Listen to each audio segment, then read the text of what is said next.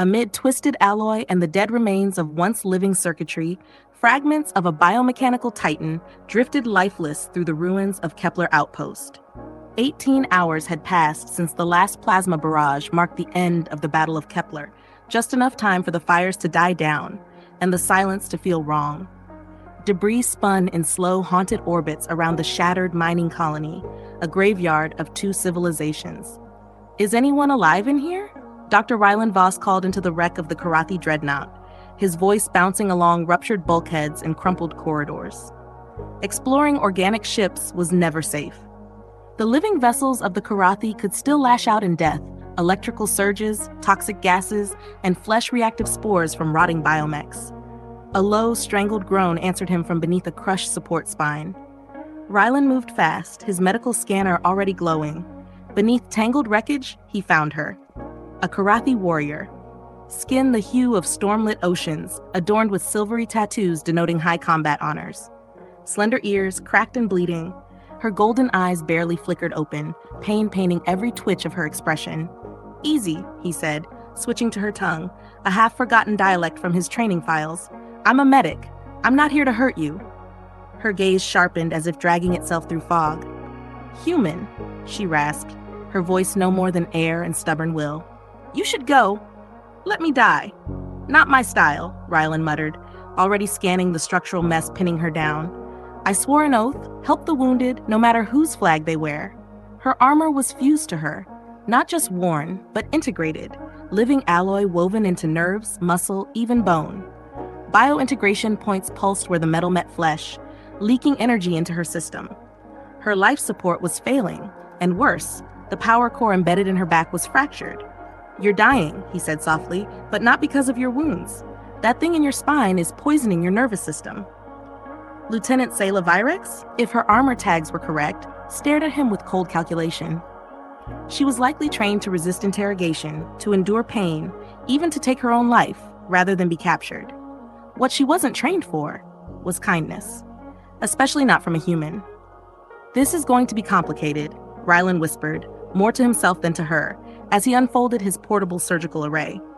Removing living armor required a terrifying blend of mechanics, xenobiology, and the courage to gamble with a life that might not survive the attempt. "You know how?" Sayla asked, skepticism and the smallest thread of hope tangled in her voice. "I've studied Karathi anatomy, yeah," Ryland replied. He left out that most of it was designed for triaging human soldiers after encounters with Karathi weapons, not fixing Karathi themselves. "And I'm a fast learner." "Motivation?" she asked, squinting at him through the sweat and pain. "I don't let people die when I can help them. Doesn't matter whose side they're on." Around them, the wreck creaked, a dying breath from the carrier's spine as internal structures buckled. The lights flickered, dim blue pulses matching the failing heartbeat of the ship's biosystems. Still, in that failing husk of metal and flesh, something rare bloomed. The slow, fragile trust between enemies. Ryland located the first integration node and with steady hands, disengaged the armor's grip. It came free with a moist snap. Sayla inhaled sharply, every nerve in her body reacting to the sudden disconnection. "Sorry," he said quickly, halting. "That first one always causes disorientation. I can pause if you need." Sayla studied him, not like a soldier gauging a threat, but like a scholar staring at a paradox. "Human medics offer comfort?" she murmured, confused. "This one does," Ryland said, not looking up as he examined the next node. Her vitals spiked, he adjusted pressure, mindful of her pain. "In Kirathi doctrine," she said between ragged breaths, "function is prized above comfort. Pain is irrelevant." "Different philosophies," Ryland replied, carefully disconnecting a neural conduit, "but I'd argue reducing pain helps recovery time." Each armor segment was a riddle, fused to different systems, respiratory, circulatory, even endocrine. A wrong move could trigger biological defense reactions or overload her neurons. "You're good at this," Sayla said quietly, watching him as he removed a scorched shoulder plate. "Most humans think our armor is monstrous." "Most humans haven't spent 3 years buried in comparative anatomy texts," Ryland replied. "Frankly, your biotech is elegant." Sayla blinked, visibly stunned. "You respect it?" "I respect anything that works," he said, "even if it scares the hell out of the brass back home." He was gentle, surprisingly so. Every motion, every word, felt like rebellion against the hatred their species were taught to carry. Bit by bit, the armor came away, and the full scope of her injuries revealed itself: burns, neural stress fractures, and internal bleeding. The armor had overclocked itself, pushing her beyond biological limits. "Why'd you join the Med Corps?" she asked, as he applied regenerative foam to a cracked rib structure. Rylan smiled faintly. "Because someone has to be the one who saves people, not destroys them. Warriors first, healers second." The phrase echoed in Sayla's mind like a doctrine. But Rylan's hands, steady as ever, moved with the gentleness of someone who had chosen the opposite path. "I lost my little sister in a Kirathi assault on Nova Geneva," he said plainly, not missing a beat as he sealed a deep plasma burn with biofoam. His voice carried no bitterness, just a distant ache. "Decided that saving lives was the kind of revenge that actually mattered." Sayla blinked. "Vengeance through healing?" she echoed, almost disbelieving. "That's an unusual perspective for a species that often equates grief with violence." "Maybe," Rylan murmured, "but healing builds something. Violence just adds more broken pieces." Sayla watched him in silence, trying to process the contradiction. In her world, pain demanded retribution. To ease suffering by choice? It was foreign and unsettling. "You speak as if loss gives purpose to kindness," she said slowly, "as if mourning can be transformed into mercy." "Loss justifies whatever helps you live afterward," Rylan said, his voice soft but resolute. "For me, that meant learning how to mend what others destroy, even if it hurts." The moment stretched, not as soldiers or enemies, but as two people wrestling with grief in their own languages.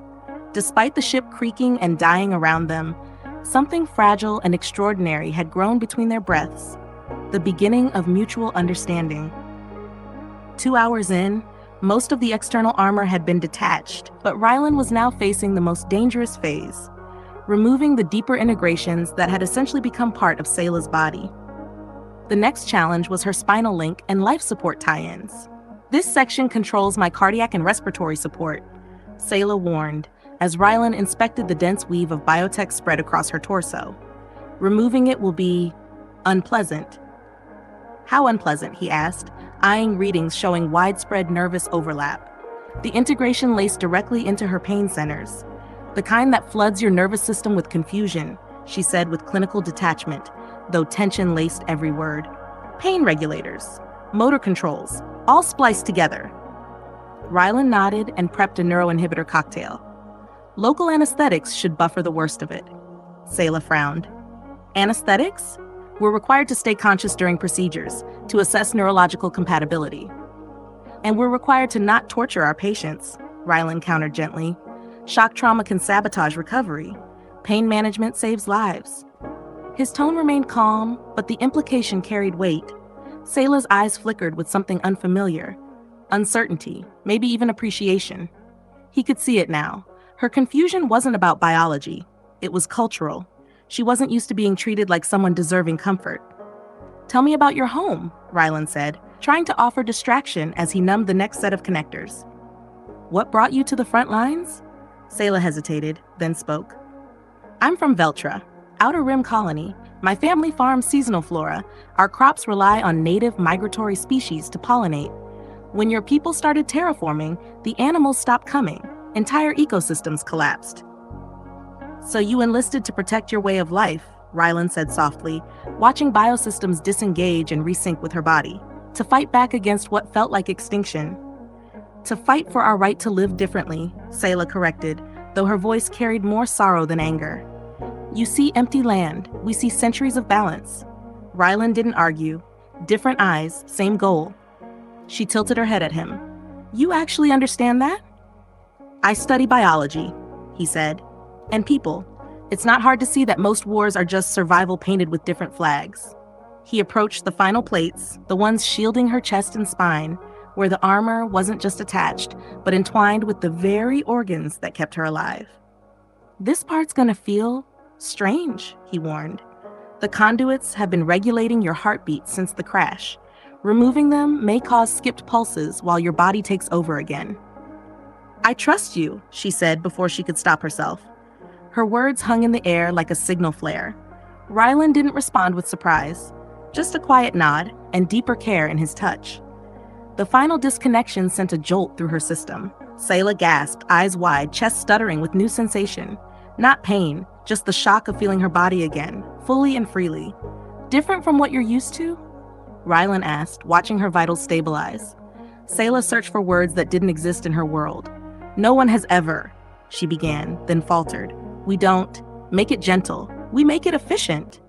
Comfort isn't weakness, Rylan said softly, supporting her as she adjusted to breathing without the armor's help. Healing should include the soul, not just the systems. Around them, the dying carrier groaned one last time. Environmental warnings flashed. They'd have to leave soon. But neither of them moved. Not yet. They both knew what came next. Explanations to commanders, suspicion from allies, the threat of interrogation or even punishment. Two enemies stranded in a battlefield, choosing humanity over hatred. And yet, in this ruined ship, Rylan saw something extraordinary. A Kirathi soldier who had learned to see him not as an invader, but as someone who had helped her survive. The procedure demanded vulnerability, something neither of them had ever expected to share with someone from the other side of a war. The thoracic plate is the hardest, Lyra murmured, her voice trembling with a softness that years of discipline had taught her to bury. It links straight into the heart and lungs. I understand, Riven said, masking the intimacy of the task beneath his clinical tone. He knew full well what this meant. Prolonged physical contact, far more intimate than any field procedure ever justified. We'll go slow, he added gently, and we stop the moment it hurts. As he began delicately uncoupling the armor's bioconnectors, Lyra's breath hitched, not from pain, but from the weight of something unfamiliar. The care in his hands, the attention to her comfort, the absence of cold detachment, it unraveled parts of her she didn't know were still capable of feeling. No one's ever taken my armor off, gently, she whispered, her amber gaze locked on the cracked ceiling above, refusing to meet his eyes. The words hung in the stale air. They weren't about armor, not really.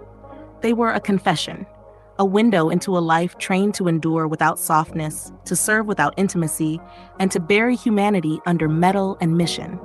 Riven paused, hands hovering in stillness. She wasn't just trusting his skills, she was trusting his decency. Everyone deserves gentleness, he said at last, his voice more truth than comfort, especially when they're hurt, especially when it's not just the body that's bleeding. When the final clasp came free, the last of Lyra's battle-worn armor slid away, exposing wounds layered beneath metal and metaphor. Without her interface, she was no longer an enemy soldier, just a broken person in need of help. And Riven, with each precise gesture and sterile dressing, proved that kindness could override politics. Your kind includes emotion in medical care, Lyra noted quietly, watching him secure a biogauze over her side. Healing without it isn't healing, Riven answered, pressing a stabilizing patch over a rib fracture. The body listens to the heart. In our core, emotion is weakness, an operational liability. Then your doctrine leaves soldiers half-healed, he replied without judgment, though everything in his actions said otherwise.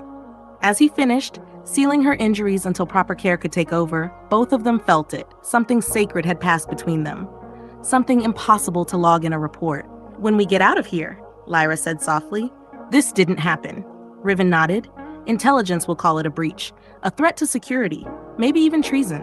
When we leave, she repeated, we go back to being enemies. But here, he said, we chose to be human. Lyra met his eyes then. Finally. The silence between them was fuller than anything they could have said.